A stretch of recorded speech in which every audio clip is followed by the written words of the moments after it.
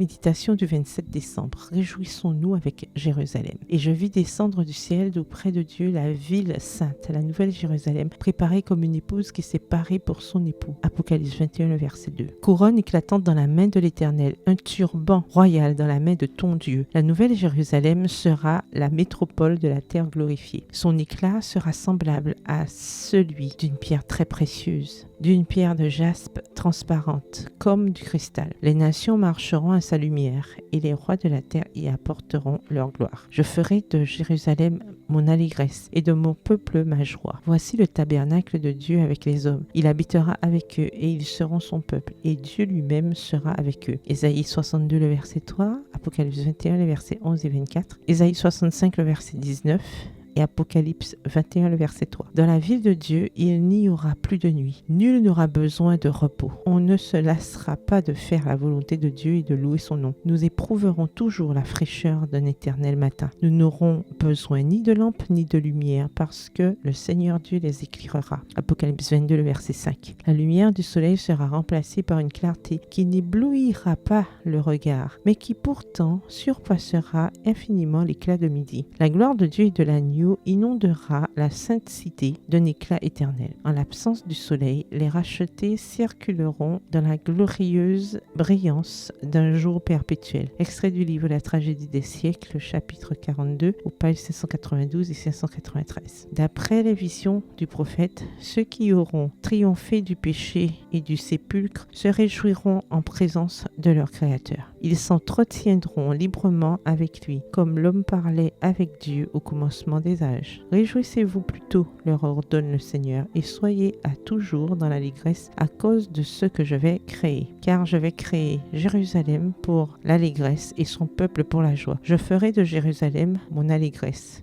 et de mon peuple ma joie. On n'y entendra plus le bruit des pleurs et le bruit des cris. Ésaïe 65, les versets 18 à 19.